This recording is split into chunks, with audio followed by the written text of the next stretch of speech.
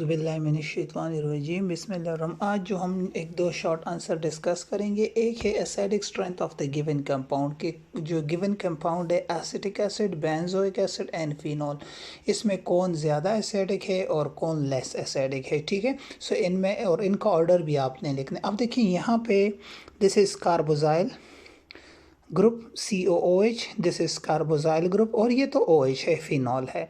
यहाँ पे ये जो है ये एरोमेटिक कार्बोजाइलिक एसिड है और ये एलिफेटिक है, मतलब यहाँ पे बेंजीन रिंग के साथ कार्बोजाइल ग्रुप अटैच है और यहाँ पे sp3 हाइब्रिडाइज कार्बन के साथ है।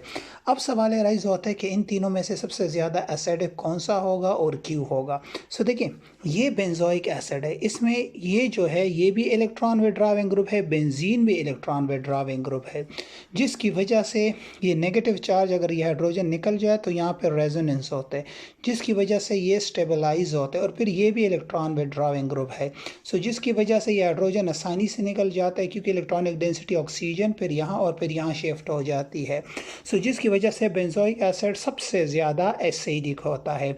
फिर दूसरे नंबर पे है एसिटिक एसिड जो कार्बोजाइलिक एसिड है। अब यहाँ पे ये इससे कम इसलिए क्योंकि ये जो है ये बेसिकली इलेक्ट्रॉन विड्रॉविंग ग्रुप है, ये बेंजीन रिंग, और ये जो है ये इलेक्ट्रॉन डोनेटिंग ग्रुप है। अगर आप इस CH3 को देखें, so this is electron donating group, और ये जो बेंजीन रिंग है ये इलेक्ट्रॉन विड्रॉविंग ग्रुप है। सो ये भी इलेक्ट्रॉन खींचता है, ये भी खींचता है, तो हाइड्रोजन ईजिली और ये स्टेबल होता है। इसी तरह ये भी ये इलेक्ट्रॉन तो अपनी तरफ खींचता है क्योंकि ये कार्बन sp2 हाइब्रिडाइज है, लेकिन मसला ये होता है कि ये दोबारा इसको इलेक्ट्रॉन डोनेट करते हैं, जिसकी वजह से हाइड्रोजन मुश्किल से निकलते हैं।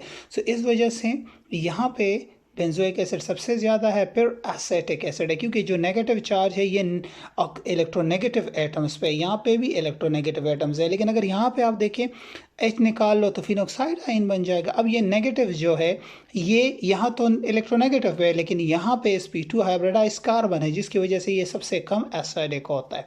सो सबसे ज़्यादा बेंजोइक एसिड है, फिर एसिटिक एसिड और फिर फिनॉल। फिर एक और शॉर्ट आंसर है, दैट इज़ के difference between aliphatic alcohol and aromatic alcohol.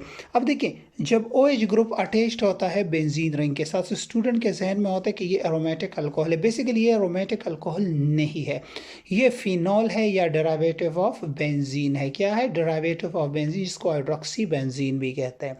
और यहाँ पे अगर आप देखें, so this is sp3 hybridize carbon और ये OH ग्रुप अटैच्ड है, तो ये जो हमारे पास है दिस इज एलिफेटिक अल्कोहल और मीथानॉल। अब एरोमेटिक अल्कोहल कैसे होंगे? जिसमें ये OH जो होगा ये इनडायरेक्टली इस बेंजीन रिंग के साथ अटैच्ड होगा। किस तरह? इनडायरेक्टली इस बेंजीन रिंग के साथ अटैच्ड होगा।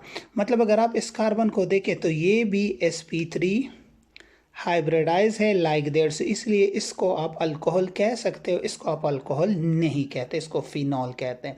यहाँ पे OH sp3 हाइब्रिडाइज कार्बन के साथ है, यहाँ पे भी ये बोथ आर अल्कोहल, लेकिन ये एलिफेटिक है और ये एरोमेटिक अल्कोहल। इसका नाम बेंजाइल अल्कोहल या फिनॉल मीथानॉल आयुपेक नेम है। ये एलिफेटिक अल्कोहल है और मीथेनॉल है।